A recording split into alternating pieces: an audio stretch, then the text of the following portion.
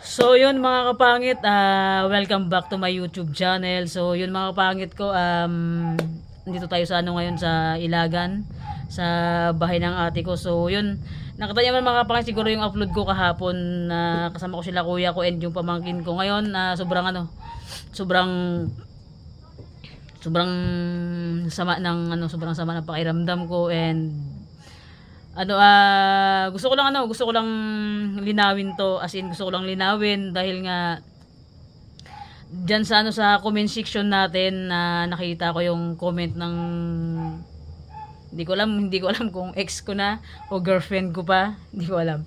And nakita ko yung comment ni Charmaine and yung comment ng hindi ko alam kung kung ex o siguro ex na siguro kasi pinagpalit na tayo. And so yun mga kapangit ko, gusto ko lang linawin din sa inyo na na tawag nito. Kaya hindi tayo nakapag-sit ng vlog ngayon ng mukbang natin kasi nga grabe sobrang busy talaga.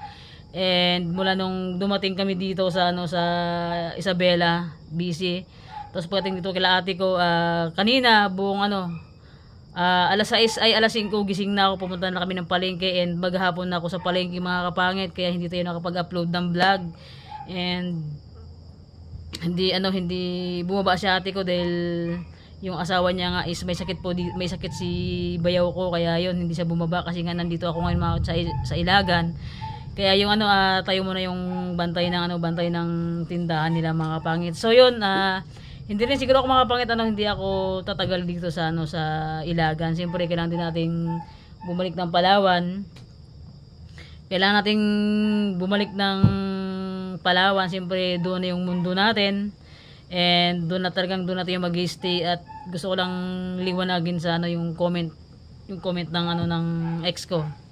Kung gusto mong pag-usapan natin wag ka mag-comment dito sa YouTube kasi ang daming nakakabasa at hindi ko deserve yung sinasabi mo na una pa lang na niloloko kita. Hindi totoo 'yun. Start nung una na hanggang ngayon, sobrang mahal na mahal kita at kaya sabi ko sa iyo, 'di ba? Kaya kung patunayan sa iyo 'yun na hindi kita niloloko. And 'yun mga kapangit ko, yun lang gusto kong sabihin sa vlog kasi naka-block ako sa kanya, naka-block ay sa Messenger and sa number. Kaya hindi ako makapaliwanag sa kanya, kaya nag-vlog ako and para din malaman ng viewers natin na na hindi tayo makapag-sit ng maganda ng mukbang natin kasi nga sinabayan ng medyo basit magulo and masama pa yung pakiramdam ko talaga sobra. Halos maghapon bigat ng ulo ko sa palengke kasi siguro baka nanibago, tapos kahapon lumabas nga kami, basang-basa ako ng ulan, hindi na ako naligo. Nagpalit na ako ng damit. Tapos pagkagising ko yun hindi na masama na yung pakiramdam ko. And so yun, gusto ko lang sabihin sa iyo Lynn na na start nung naging tayo, never ako nagloko. Naging totoo ako sa iyo.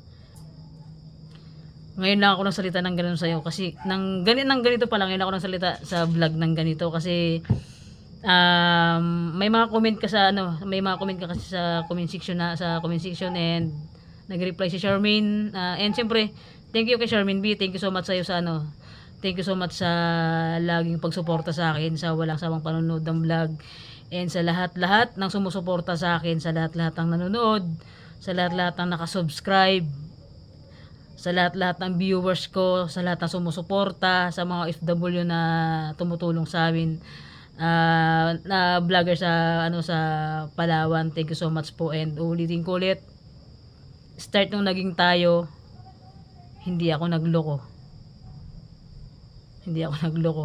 At yung sinasabi mo na deserve ko yun, hindi ko deserve yun. Kasi nga, ikaw yung nagloko, hindi ako. Ikaw yung nagloko. 'Di ba? Alam mo yun, alam mo sa sarili mo kung gaano kita kamahal.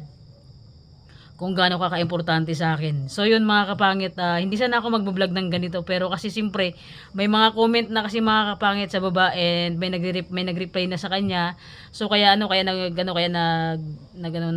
ako, and hindi talaga sana ako makakapat mag-vlog, hindi sana ako mag-vlog ngayon. So parang nag-update lang ako sa inyo mga kapangit dahil nga sana nabasa ko na comment. So and sobrang tawag nito, sobrang sama ng pakiramdam ko talaga, and sakit ng lalamunan ko, inuubo ako, tapos sobrang sakit ng ganito ko. So yun mga kapangit, gusto ko lang sabihin sa ex ko na hindi kita niloko, 'di ba? 'Di ba napag-usapan natin na na pupunta ka ng Isabela, pupunta ka dito sa akin, 'di ba? Sabi ko nga sa iyo, pupunta ka dito sa akin. Ngayon kung hindi ka makapunta, ako pupunta sa iyo. Pero ba't ganoon yung nangyari, 'di ba? Len, alam mo 'yun sa sarili mo na hindi ako nagloko. And alam mo din 'yun kung gaano ka importante sa akin ng ng anak mo. Sana huwag ka naman mag-comment ng ganun. Alam mo naman sa sarili mo 'yun, 'di ba? Na hindi ako nagluloko kung gaano kita kamahal.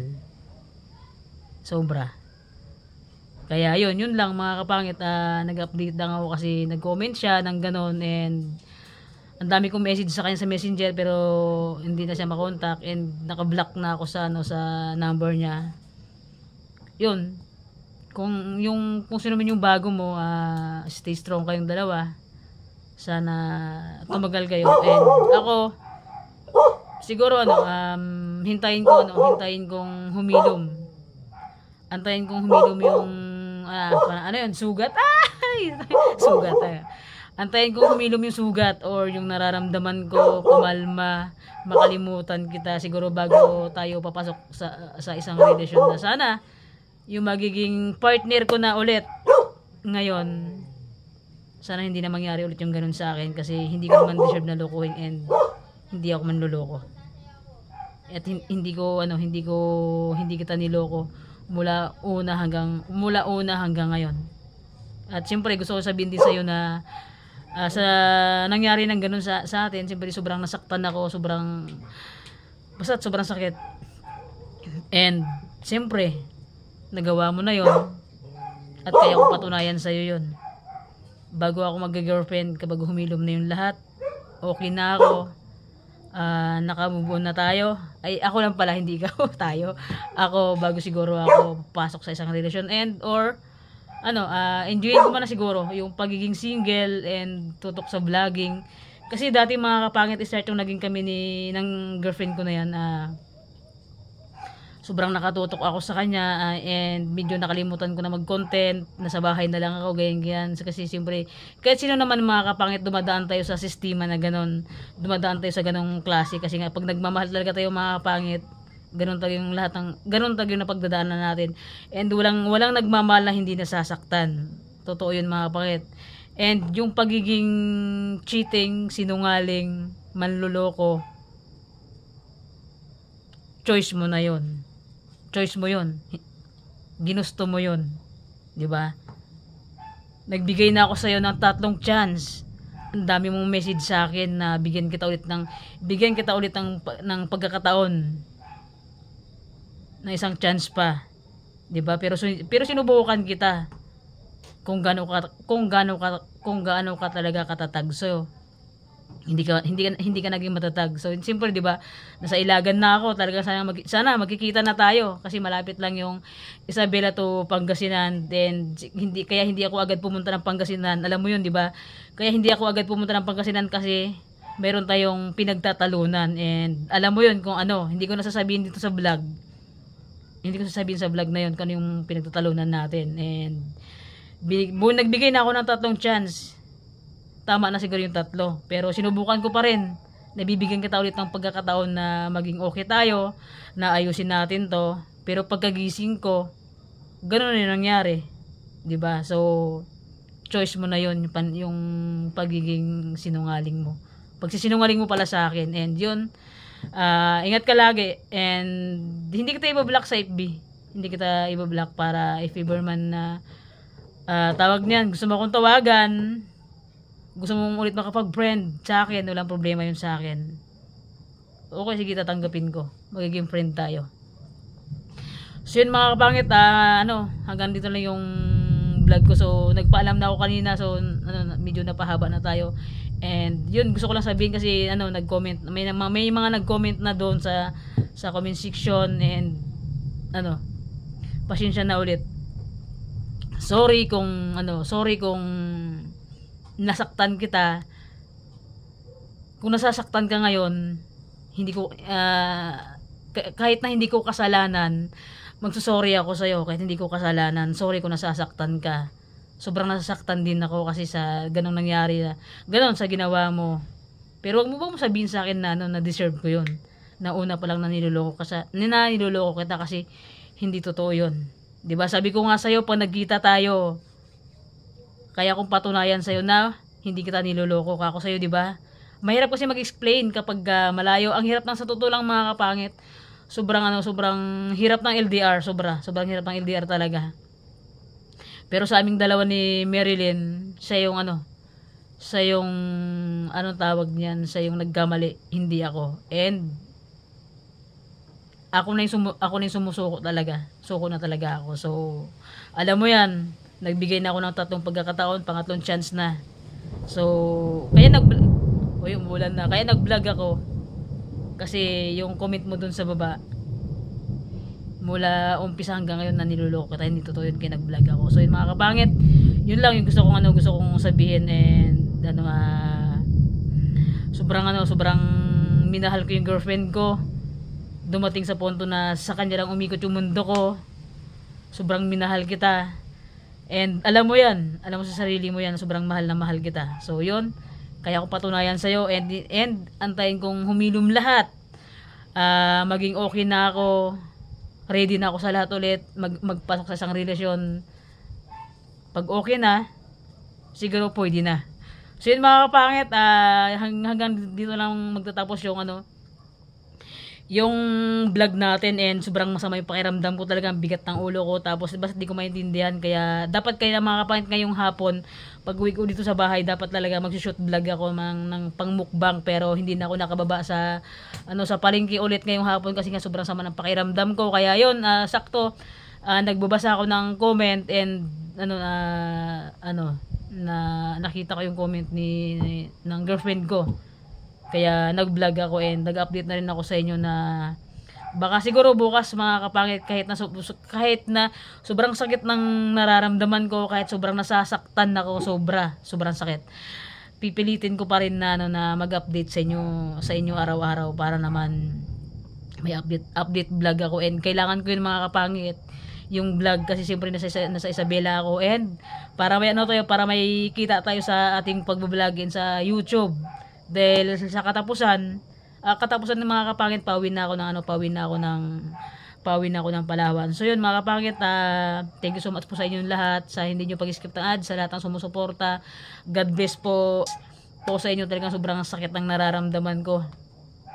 Pero kaya ko to. Ganun talaga, lahat ng nagmamahal nasasaktan. Sabi nga nila, abnormal ka kapag hindi ka nasasaktan pa nagmahal ka, kasi lahat mga kapangit, lahat tayo dumadaan sa ganun. Pero yun nga lang, ayun, nasawi na naman tayo. Ganun talaga. So yun, ganun mga kapatid, hindi man natin talaga kailangan magmukmuk talaga. Kasi pag nagmukmuk tayo, pag nasasaktan tayo, damdamin natin yon. Baka hindi ko kayanin pag nagmumukmuk lang ako. So yun, maraming salamat po sa inyo, sa mga OFW namin. Magandang gabi po sa inyong lahat. Magandang umaga, magandang tanghali po, magandang hapon. God bless po always. Maraming salamat po sa inyo. Yun lang mga kapangit, nag-update lang ako, and gusto ko lang ilabas yung nararamdaman ko sa vlog. And para din, kasi marami na nag-comment and nag-reply, may mga nag-reply, and may nag-reply na sa girlfriend ko. Kaya yun, sa comment section. Thank you so much po kay Charmaine B. Shoutout sa B, sa lahat ng viewers, shoutout po, and sa laging pagsuporta. Maraming salamat po sa inyong lahat. And alam mo yun, Len, ulitin ko sa ulit. Start naging tayo. Hindi ako nagloko hanggang ngayon. Wala akong girlfriend at hindi kita niloloko. Ingat kayo lagi ng bago mo. So yun. Babay na mga kapatid, see you next vlog with mga pangit. Sana tuloy-tuloy na yung tuloy-tuloy pa rin yung ating pag-vlog. So ngayong gabi hindi tayo nakapag-sit ng ating mukbang dahil nga sobrang busy talaga, sobrang pagod, and yung ate ko hindi sa bumaba dahil yung asawa niya may sakit, kaya ako manibantay sa tindahan. So yung mga pangit, bye bye, see you next vlog mga kapatid. I love you. Nakailang ulit na ako. Bye bye. Bye bye, bye bye, bye bye, bye bye.